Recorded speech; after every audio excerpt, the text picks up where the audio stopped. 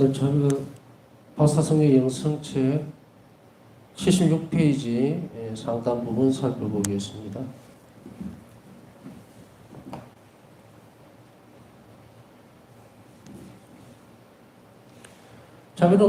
자비로우신 하느님께서 자비 개념에 대해서 새로운 빛을 비추셨다.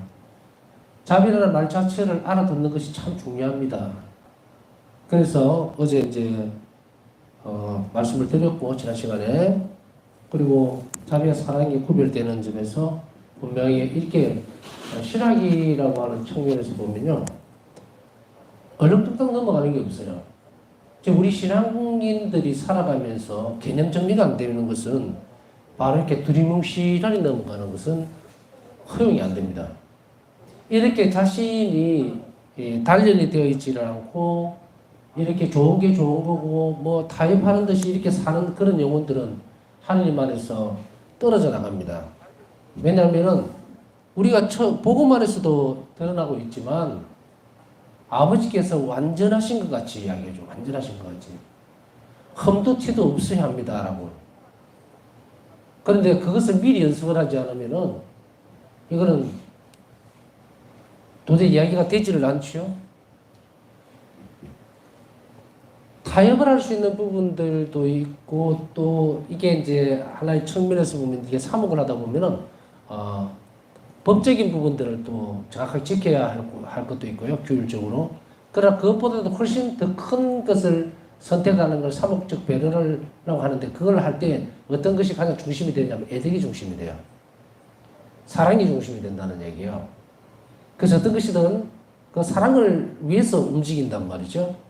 그러니까 아무리 큰 법이라 하더라도 그 사랑의 법 위에 올라설 수는 없다는 거예요. 여하튼 이렇게 이제 충실하게 우리가 살아가면서 연습을 해야 되는 것은 단호함이라고 생각을 해요. 정말 내가 하느님께서 지키라고 한 것을 꼭 지켜야겠다라고 하는 것. 어떤 사람들은 보면은 이렇게 막 주물럭주물럭 대충 이렇게 어물어물하면서 넘어가는 성향을 가지고 있는 사람은 절대 성장을 못합니다. 그 영혼이. 쉽게 얘기하면 물을 터졌다는 얘기예요. 하느님에게 대한 것이 단호함이 없으면 악에 대해서도 개방이 돼버려, 그 영혼이. 그러면 어떻게 됩니까? 악이 쉽게 침범해버릴 수가 있겠죠? 그래서 우리가 뭐 이런 것이 아니겠느냐, 저런 것이 아니겠느냐, 뭐 이래 해도 뭐 그게 그런 거지라고 하는 사람은 다 뜯어고쳐야 돼요. 악습이라고 하는 것은 딴 데 찾아도 되겠지만 이런 것이 악습이에요. 잘못된 습관이에요. 좋은 게 좋은 거고 뭐가 어떻고 저쩌고. 그래서 어떤 사람이 하나님에 대해서 뭔가를 좋은 걸 선포하고 있을 때 그걸 자기가 빼들어서 왜 니 말 하냐, 나도 이런 건데, 이런 식으로. 자신이 하나님의 판단과 교회의 가르침에 우선시되는 이런 영혼들은 불행한 영혼이에요, 사실은. 또 고치려고 해도 참 고치지질 않아요. 왜냐하면 자신의 공명심이라고 하는 것이 먼저 나와버린다. 이런 영혼들은 뜯어고치려면 한참 걸려. 정말로 하나님 앞에 통일을 해야 될 영혼들이에요. 그러나 여러분들 가운데는 없다고 봐요. 왜냐하면 그냥 얼굴은 안 보이지만 그냥 느낌에 하느님이 좋고 하느님이 기쁘고 하느님께 맡기고 싶고 예수님을 사랑하고 싶고 예수님 나를 더 사랑하는 것이 좋고 이래서 온 분들이라고 생각을 하기 때문에 엉뚱한 얘기를 할 필요가 없는 거예요. 여기 없는 사람들을 굳이 뭐 비교해가면서 할 필요가 없고, 여기 온 사람들은 적어도 한 명도 이탈되지 않도록 다시 하기로 단호함이 있어야 된다. 그 말은 아까 얘기했듯이 나이가 들고 뭐 이거 상관없어요. 뭘 알아듣는 데는 나이고 뭐고 이런 게 없습니다. 치매가 아니면 돼요. 그렇기 때문에 보고 또 보고 읽고 또 읽고 그렇게 해서 자비는 이런 거고 사랑은 이런 거다. 누구를 만나든지 설명을 해줘야 돼요. 야, 자비 신심이 뭐 너 믿고 있다며? 그거 뭐야? 자비는 뭔데? 그냥 사랑하면 되는 거 아니야? 이렇게 했을 때 명확하게 얘기를 해줄 수 있을 때에 그때에 사람의 영혼이 움직여요. 그것은 아주 중요한 대목인데 바로 이것을 좀 더 풍요롭게 설명을 해주고 있는 것이 바로 자비로우신 하느님에서 요한 바오리스 교수님께서는 그것을 더 명확하게 해주셨다. 이제 이 말입니다. 그분의 견해에서는 자비가 단지 완전히 한 덕성이다 이렇게 얘기를 했습니다. 그리고 도덕적 완전성 전체가 수반되는 태도, 단지 덕성이기만 한 것이 아니고, 그러니까 이런 거와 같은 거예요. 쉽게 얘기하면 저 사람이 드러내고 있는 태도는 말로만 되는 것이 아니고 그냥 웃고 막 얼굴만 환하게 해서 막 이렇게 그것이 아니라 친절한 뿐 아니고 내적으로도 굉장히 온유하고 부드럽고, 그리고 말을 할 때도 그 사람에게 정말 사랑이 전달될 수 있는 그 따뜻한 온유함이죠. 그것을 흘려보낼 줄 아는, 그렇게 됐을 때 우리가 전체적으로 본다 그러죠. 그 사람 전체. 저 사람 참 진심이야 라고 얘기해요. 어떤 사람들은 흔히 우리가 정치인들의 비유를 많이 하지만 말은 거짓말해서 얼굴은 웃고 이런 식으로. 그런 사람들 비교하는 것도 참 가치도 없는 일인데, 자, 우리는 어떤 사람들은 보면 가면을 쓰고 있는 듯이 보이는 사람이 있어요. 그죠? 얼굴은 안 움직여요. 그렇게는 안 하고 싶은데, 또 속에서는 뭔가를 하고 싶어 하는 그런 동작이 나올 때, 이게 두 개가 충돌이라는 그런 사람들도 볼 수가 있고 한데, 그런 것을 다 떠나서 자비는 요한 바오리스 교황님은 온전한 투신이에요. 온전하게. 말, 생각, 감성, 정말 중심으로 그것으로 다가갈 때, 그때에 도덕적 완전성이라고 얘기를 하는 겁니다. 어느 한 가지만 된다고 해서 그렇게 되는 게 아니에요. 웃는 사람은 웃는 것만 잘합니다. 얼굴 표정이. 저 사람 참 보면 항상 생글생글 웃어. 근데 안에 딱 비수 같은 게 들어있어. 그죠? 근데 만약에 그 비수가 날아가고 부드러움으로 바뀌게 되면 특성이 또 들어가죠? 그래서 이 도덕적 완전성이라고 하는 것은 이렇게 모든 전인적인 어떤 부분에 있어서 드러나는 태도를 얘기를 하고 있다는 이야기입니다.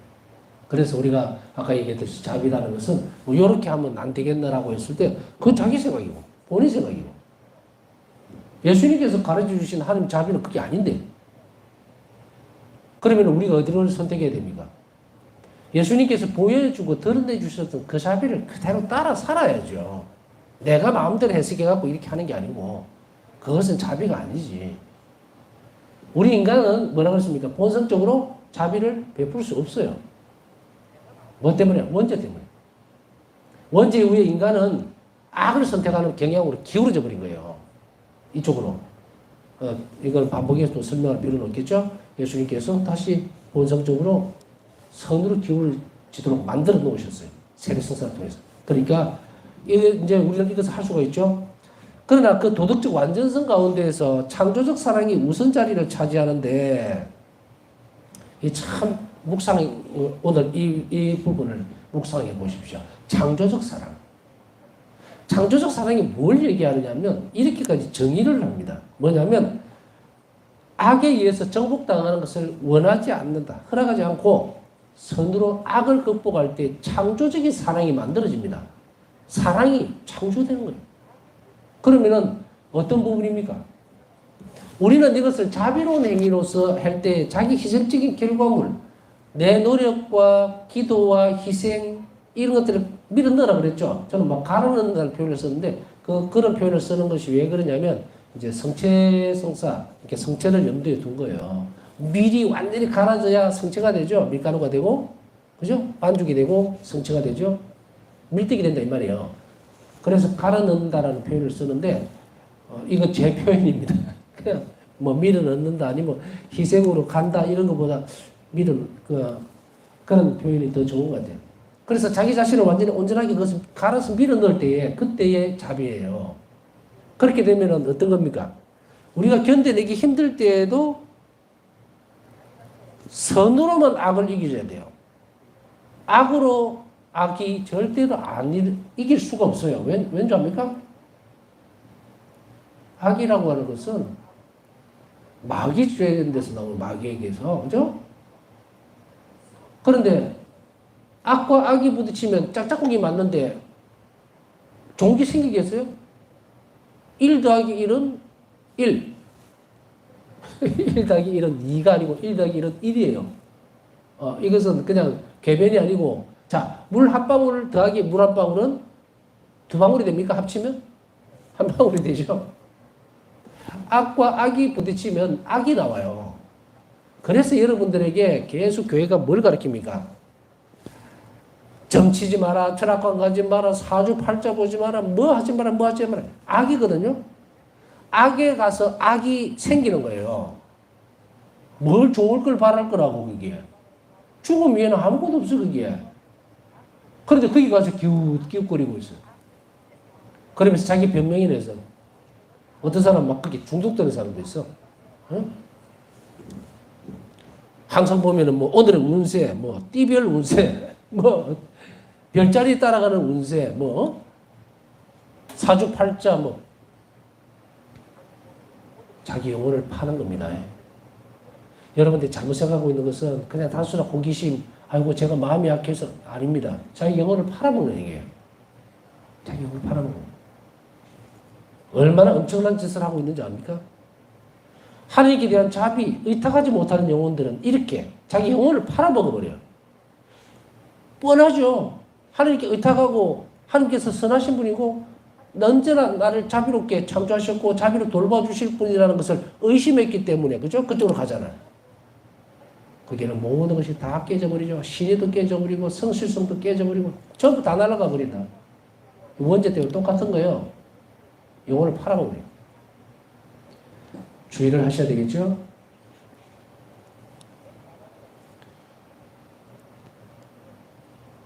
자, 창조적 사랑은 우리가 선으로서 악을 극복합니다. 그렇기 때문에 악을 악으로 갚지 않으시고라는 대목 기억하시죠? 그래서 내가 저 사람이 악하게 하더라도 내가 선하게 할 수밖에 없는 것은 그 악을 내가 나쁘다고 봤잖아요. 나쁘다고 본 것을 없애버려야 되겠죠? 그러려면 어떻게 됩니까? 선밖에 없어요. 대신에 몸은 굉장히 힘듭니다. 그거를 정말 예수님 그때 순환으로 들어가야 돼요. 예수님 얼굴은 침범벅이 되고 얼마나 상상할 수 없는. 제가 이제 옛날에 태국에 갔을 때 이 사람 이제 본성이겠죠. 태국을 갔을 때 뭐 송크란 축제인가 뭔가 물 축제라는 게 있어요. 근데 그 지나가다 보면 물을 막 뿌린단 말이에요. 굉장히 기분 안 좋아요. 짜증 엄청 난다고. 그것도 꾸중물 막 뿌리고 이러면. 물을 뿌려도 그렇게 기분 나쁘고 짜증이 나는데, 응? 침을 뱉어보세요. 견뎌내겠는가? 치욕적이에요. 예수님은 온 얼굴이 예수님께서 우리에게 바울사성 1기에서 뭐라고 얘기를 하고 있는지 기억하죠. 너희 고난이 수고로움이 십자가가 힘들거든 내 순환을 묵상해라. 그리고 견딜 힘을 얻을 것이다. 실제로 해보세요. 근데 이게 한계가 있을 수는 있습니다. 저도 이제 옛날에 임파선 계획을 2번 알았는데, 뭐 자랑도 안 해주면. 이 임파선 계획을 알았을 때, 이 목 뒤에, 여기 이 부분이거든요, 이게. 근데 이 부분을 이제 하면서, 이 부분을 하면서 무슨 이 조직검사를 한다고 해놓고는 15번을 꾸밀 정도로 짠 거예요. 엄청 많이 쨌죠? 그러고 나서 이 안에 이렇게 혹 같은 게 있었는지 그거를 그냥 잘라내는데 마취를 한 상태에서 시작을 했는데 참 인간들이 이거를 부분 마취니까 눈을 뜨고 있잖아요. 귀로 들어요. 이 내 살갗을 가위로 삭삭삭 자르는 걸 듣고 있는 거예요. 사가. 그게 혹같이 이렇게 볼록하게 나와 있으니까 이걸 다 뜯어내려고 이제 하는데 그걸 가위질을 하니까 느낌은 어떻게 되냐면 가위가 목 중간에까지 들어온 느낌이죠.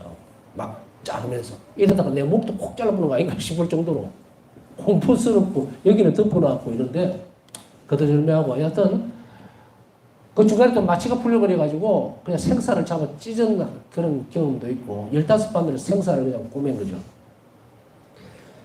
근데 그게 문제가 아니고 이 상태에서 터지지를 않아야 되니까 여기를 이제 기부스를 합니다. 그래서 눕지를 못하고 앉아서 3일 밤낮을 이게 저도 그런 거 보면 좀 독한 것 같아요. 진통제를 안 먹었어요. 왜냐하면 빨리 다 쏘아서 신학교 복학이 아니고 빨리 가야 되니까 그러니까 그걸 안 먹으면 빨리 아문다더라고. 그래서 3일 밤낮을 앉아서 방석을 높여놓고 이제 등에는 이불 담요 기대서 그렇게 3일을 꽉 앉아서 이렇게 엄청나게 아프죠. 아프게. 근데 그때의 경험을 좀 생각해 보면은 기도가 안 되더라고요. 처음에는 기도를 했다가 매달렸다가 그래도 내가 그때가 부재 때였거든요. 그래서 내가 성직자인데 이거 정도는 정말 열심히 순환에 결합을 시키고 막 하여간에 그런 단어는 아니라더라도 열심히 순환을 묵상하면서 막 계속 묵주기도 하고 이러다가 막 나중에 터져버리는 거예요. 너무 아프니까 예수님 순환도 생각 안 나고 그냥 뭐 아이고 막 정말 입에서 불편스러운 말까지 막 나오려고 한 3일 좀 지나고 나니까 이제 조금 가라앉으면서 포기가 되는 거예요. 아, 예수님 제발 좀 안 아프게 해주세요. 매달리다가도 안 되니까 막 이제 지쳐서 널브러져 버려요. 그리고 나서 3일, 4일째 되니까 통증이 조금 가라앉으니까 그래도 기도해야지. 그래서 묵주를 다시 손에 쥔 기억이 있는데 제가 이렇게 좀 불편한 어떤 제 경험을 얘기해 드리는 이유는 삼박자가 있더라는 거예요. 고통은 너무 심하면 기도가 안 되더라고요. 처음에는 견뎌내려고 합니다. 영혼이. 두 번째는 포기가 돼요. 세 번째는 다시 일어섭니다.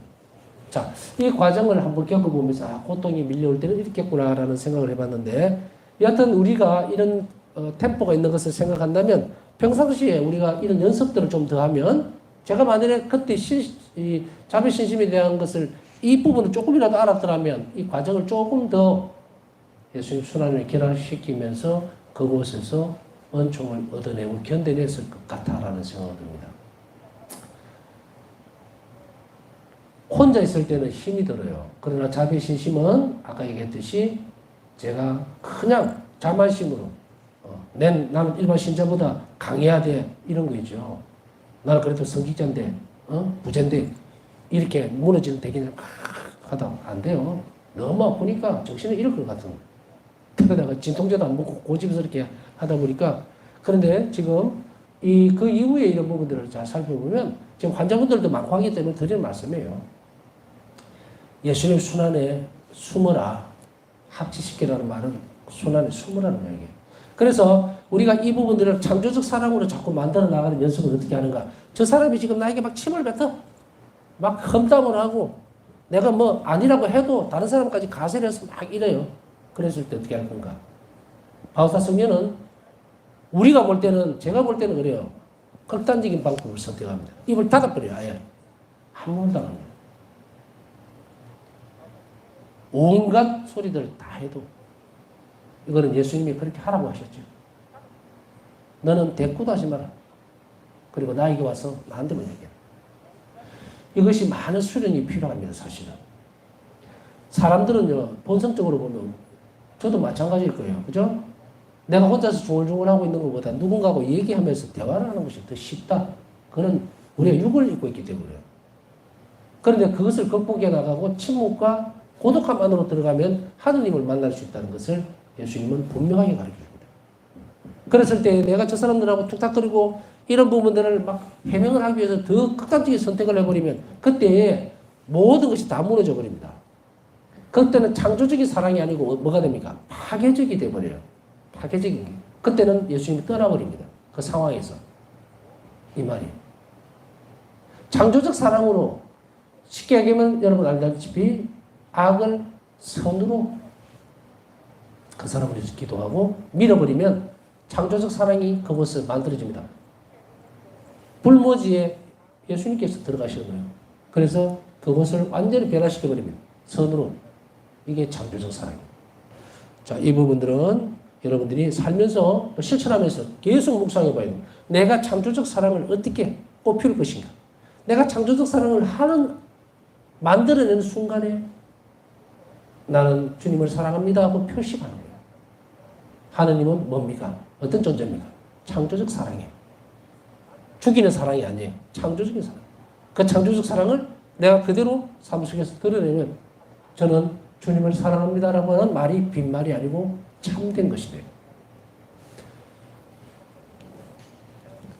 자, 자비에 대한 이러한 이해가 파우스타스의 영성에도 적용이 됩니다. 앞에 설명을 좀 드렸죠. 이런 창조적 사랑을 계속해서 연습해 나가는 것. 아, 자비란 선으로 악을 극복함으로 인해서 새로운 사랑이 그 안에 주어지는 거예요. 그렇기 때문에 우리가 사실은 새로 태어난 것, 이거 창조적 사랑입니다. 죽지 않고 새로 창조가 됐죠. 그래서 우리가 새로 태어난 거예요. 그 새로 태어남은 계속해서 우리가 예수님과 하나가 완전하게 될 때까지 계속 그 부분들이 밖으로 드러나야 되는데 이것이 자비의 측면입니다. 이해의 지평이 넓어져 버렸죠, 이제. 그래서 바울사성님은 이것을 당신의 영성에도 적용을 시키는 거예요. 우리 또한 마찬가지로 우리 영성에 적용을 시켜야 돼요. 제가 뭐 우리의 영성이라는 표현을 쓰는 것은 뭐냐면 각 개인은 고유한 영성을 선택해서 그 길로 갈 필요가 있습니다. 그걸 놓치면 안 돼요. 각 성인들은 하나님의 고유한 특성을 하나 드러내죠. 그러니까 그 특성을 내가 삶으로 살아가주는 사람, 그 안에 내 안에는 뭐가 자라냐? 영성이 자라는 거. 그 의미입니다. 즉 자비는 한 가지 특성만이 아니라 이웃에 대한 모든 태도를 아우르는 것으로 많은 도덕적인 특성들로 이루어지는 것이다. 이걸 앞에 쭉 설명을 해드렸습니다. 도덕적인 특성. 그래서 여러분들이 많은 연습을 하셔야 돼요. 한 가지만 있는 것이 그러다 보면은 우리가 얼렁뚱땅 신앙생활을 한다? 있을 수 없어요. 그냥 성당만 왔다 갔다 하고 지키기가 안 됩니다. 덕성은 쌓아나가는 거라 그랬는데 아무 생각 없이 개념 없이 살아버리면 우리가 의탁할 수 있겠는가? 안 됩니다. 지금 머리로 아 그래 나는 아이고 기도하면서 잠깐 예수님 저는 당신께 의탁합니다. 그게 의탁의 태도가 아니에요. 말로만 그렇게 해놔놓고 그 다음에 생활 속에서는 의탁하는 사람의 태도는 늘 자비로워야 돼요. 그것이 의탁하는 사람의 태도예요. 한자비 신심은 의탁의 태도가 없는 사람은 한자비 신심이 없어요. 그러니까 하나님이 자비롭다는 것을 믿지도 않는데 내가 어떻게 의탁을 하고 있는가? 자기 안에 분열이 일어나죠. 그러니까 이런 부분들을 우리가 생각한다면 우리가 지금 배우고 있는 이 내용들 하나하나는 아 그렇구나. 이럴 때는 이렇게 이 특성이 이런 거구나. 그래서 내가 이것을 인내로움을 더 키워나가야 되겠구나. 그리고 아까 말씀드렸잖아요. 뭐 철학에다 뭐 어쩌다 하는 전부 자기 영혼 팔아먹었으니 그 팔려나간 영혼들을 가지고서 와가지고 그에 대한 개념이 없어요. 그래서 그게 죄가 아니다. 그러고 영성취하고 있어요. 그런 사람들은 얼마나 많은 죄가 켜켜이 쌓이겠느냐. 풀어지질 않아요. 그러나 돌아서면 괜찮아요. 돌아서면. 그럼 과오가 있으면 적시로 성산에서 화해해야 돼요. 요즘 제가 어리석어서 남의 집에 가가지고 우리 아버지인 줄 알고 그거 기대려고 그랬습니다. 절대로 다시는 그렇지 않겠습니다. 하면 돼요. 그렇지만 그렇게 되지 않고 얼렁뚱땅 넘어가는 행위는 정말 불행을 자초하는 거라는 것을 우리 한 번 더 알아볼 필요가 있습니다. 자, 그래서 바울사성의 영성에는 보면 이게 전체적인 도덕적인 특성들로 이루어져 있는 그런 모든 태도로서 자비가 이루어져 있다는 것을 알게 되죠. 그래서 예수님께서는 이 땅 안에서 다시 자비를 그런 식으로 드러내셨고 우리에게도 그것을 요구하고 있기 때문에 아까 말씀드렸듯이 자비는 창조적 사랑이에요. 그렇기 때문에 어떤 한 부분에 있어서 이웃을 대하는 태도의 한 부분만 얘기를 해요. 그래서 앞에서 설명드렸지만 인상을 찡그리면서 그래도 속으로는 안 좋으면서 이런 식으로 막 서로가 분열되어 있는 그런 상태에서 자비는 절대로 될 수 없다.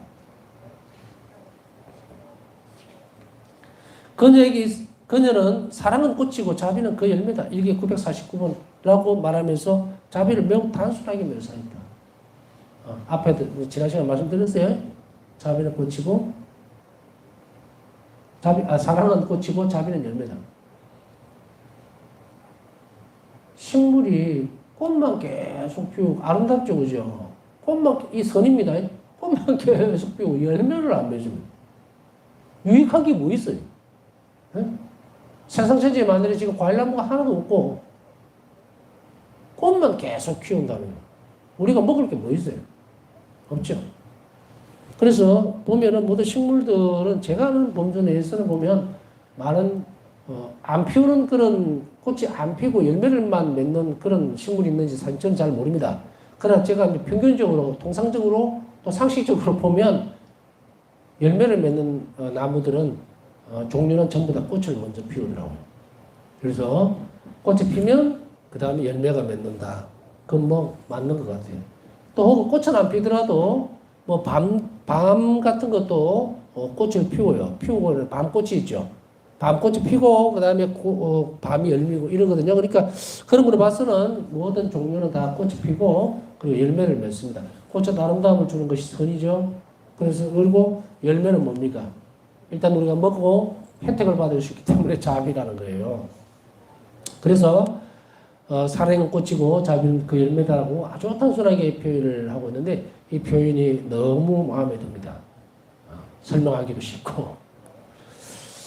그녀에게 있어서 자비는 이웃에 대한 모든 행위를 포함하는 태도다. 이웃에 대한 모든 행위를 포함하는 태도다. 그래서 자비를 실천한다는 것은 막 인상을 쓰고 있으면 막 속으로는 안 좋은데 겉으로는 막 어쩔 수 없이 하는 그런 거 자비가 아니에요. 그건 어찌 보면 그것도 뭐 그냥 형식적인 어떤 태도이지 이거는 자기 덕성을 키울 수 있는 만한 성질의 것은 못 됩니다. 그렇기 때문에 이런 부분들을 우리가 성실하게 잘 활용을 한다면 그런 부분들도 우리가 잘 살펴볼 필요가 있습니다. 저는 옛날에 본당 신부할 때 병자 방문을 가는 경우 제가 조금씩 얘기를 하게 되는데 병자 방문을 갈 때 저는 좀 특이한 게 있어요. 어떤 것이 있느냐면 돌아보면은 좀 이상하다 싶을 정도인데 이 병자 방문을 이제 봉성차를 가잖아요. 가면은 난 이런 경우가 있었어요. 딱 문을 열었는데 할머니가 그냥 앉아서 대소변을 다 봐버린 거예요. 악취가 그때 겨울에 이불까지 덮고 있는 상태에서 앉아는 있는데 막 엉망을 만들어놨는데 정말 토 나올 정도로 확 아시죠, 그죠? 근데 이제 같이 갔던 수녀님은 이제 먼저 앞으로 들어갔다가 나오더라고요. 욱 하면서 나오더라고요. 사실은 와서 개수구에 가서 토하고 있더라고요. 그 정도로 냄새가 지독했는데 근데 나는 이렇게 문 열고 보니까 별로 모르겠어요. 그렇다고 코가 막힌 것도 아니에요. 그때 당시에도 신기하다. 그게 찌린내가 난다 이 정도 그 정도로만 그래서 이제 그분이 막 똥도 치우고 막 이런 거 막 걸레를 닦고 막 난리를 치게도 그래도 그렇잖아요. 그래서 내가 수녀님 보고는 비위가 약한 사람도 있고 내같이 뭐 그 말을 돌려서 들어오시지 말라고 이제 들어가서 봉성제 주고 나온 기억들이 있는데 어디를 가나 그런 것들이 있는데 지금 생각해 보면 예수님께서 참 많이 도와주신 것 같아요. 그래서 악취가 나는 곳이다. 그 다음에 이렇게 했을 때 사람만 볼 수 있도록 그래서 어떤 때는 같이 막 오줌 싼 이불에 그냥 나도 모르게 앉아갖고 일어나면 축축해. 그런데도 그냥 봉성차를 다닌 거예요. 옷 갈아입고 뭐 이런 더럽다 뭐 이런 생각도 별로 없고 그럴 수밖에 없잖아요. 예수님을 모시고 있는데 내가 성체를 모시고 이렇게 봉성차를 하는 중인데 근데 그것이 무엇이 내한테 어떤 특별한 경험일 수도 있고 참 그런 면에 있어서는 은총을 많이 받았다라고 생각을 해요.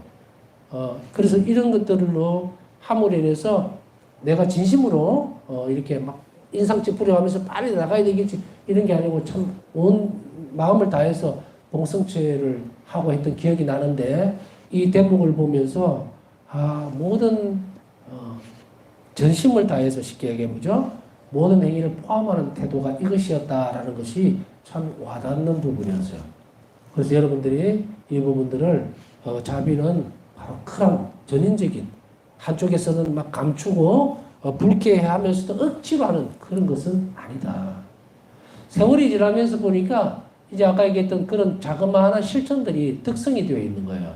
그래서 조금 더 넓게 시야를 볼 수 있고 조금 더 이해를 할 수 있는 폭이 넓어지는 이런 것들이 특성입니다. 이해력이 넓어지는 것은 아니에요. 사람이 한 가지 행위를 하는데 싫은 거는 진짜로 싫거든요. 그런데 어느 순간에 똑같은 행위를 하는데도 불구하고 그것이 그렇게 불쾌하게 안 와닿을 때 그 사람은 그 안에 그 특성이 자라서 그래요. 내가 변했나? 뭐 이렇게. 그거 아니에요. 덕성이잖아. 자신이 실천했던 그것이. 자, 이런 열매들을 우리가 살펴보는 것은 하나님 은총에 대해서 감사드리고 또 상응하는 방법을 또 얻어낼 수가 있습니다. 예수님께서 나에게 이런 은총을 주시면 내가 저런 것들 참 불편했던 것들도 넘어갈 수 있구나라고 하는 그런 거 있죠. 바로 그런 것들이 자꾸 협력 관계에서 사라지면 이 덕성이 자라는 거예요. 그리고 자비는 다른 사람들과의 모든 관계, 모든 생각과 말과 행위에 스며들어 있어야 하고 그 특성이 되어야 한다. 자비는 그 특성이 되어야 되는데 다른 사람들과의 관계에서 나는 자비로운 사람이어야 된다 할 때 이것이 내 특성이 되어야 돼요. 그러기 위해서는 뭘 해야 됩니까? 말이라든지 행동이라든지 생각까지도 그렇게 자비로워질 수 있도록 이미 내 안으로 들어와 있어야 돼요. 그래서 이런 연습들을 계속 하라는 이야기죠. 그래야만 내가 다른 사람에게 자비를 베풀 때에 이런 태도들, 이웃에 대한 모든 속으로는 안 그런데 겉으로만 그런 척한다든지 이런 것이 없어집니다. 이것을 계속해서 연습하고 실행해라는 이야기예요. 그래서 그녀는 은총에 힘입어 자신이 완전히 자비롭게 변형되기를 원했으며 일기 163번 자신의 눈과 귀와 입과 손과 발 그리고 무엇보다도 마음이 자유비루어지기를 기도했다. 일기 163번 여러분들 이제 우리가 성시간하고 이렇게 하다 보면은 성시간 중에서 이제 어떤 날은 기도만 하는 날이 있죠. 그때에 파사성의 굴기도책 뒤에 보면은 첫째 날, 둘째 날, 셋째 날, 넷째 날 보면 해드라는 그러니까 예수님 말씀만 다르지 밑에 기도는 다 똑같잖아요. 그걸 같이 하도록 하는 이유가 이 부분 때문에 그래요. 여러분들은 이 기도를 많이 하셔야 돼요. 그래서 우리의 입과 눈과 귀가 또 손과 발이 자비로워지시도록 그건 하느님만이 해주셨어요. 그래서 내가 정말 가난하고 어려운 사람들이 잘 가지 못할 때는 발이 빨리 움직이질 않아서 그렇거든. 그래서 이런 은총들을 청할 수 있도록 연습시키기 위해서 하는 거기 때문에 이런 전인적인 부분들에 있어서 내가 자비 특성이 돼야 되는 거예요. 모두 관계에 있어서. 그래서 이런 특성이 내 안으로 되어야 되는 자비가 완전히 내 안으로 스며들어야 되는데 그것을 하기 위해서는 이런 노력들이 필요하고 이 필요한 가운데에서 하나님 은총이 적극적으로 우리를 바꿔줘야만 된다는 것을 잊지 말아야 된다는 이야기예요. 그래서 나는 좀 마음이 좀 그래 마음은 잘 안 가는데 그래도 막 웃으면서 이렇게 온화하게 하려고는 해야 할 때 그 부족 부분들이죠. 그런 것들을 예수님께 내놓고 그리고 은총으로 우리 마음이 정말 온전하게 자비로 바뀌어서 그 사람에게 그렇게 전달될 수 있도록 그러면 본인이 평화로워진다고 억지로 하는 게 아니고 정말로 자연스럽게 되어질 수 있기 때문에 이럴 때에 예수님과 닮는 거예요. 그랬을 때 예수님이 내 그 행위를 보고 그 사람에게 자비를 풍성하게 베풀어 줄 수 있다라는 것을 우리가 잘 살펴봐야 합니다. 남은 시간 묵상하면서 오늘 기도 청한 분들 기도도 함께 응원해 주시고 아까 앞에서 말씀드렸듯이 창조적 사랑이 무엇인가에 대한 부분들을 우리가 더 잘 알아들을 수 있도록 은총을 청하면서 남은 시간 묵상합시다.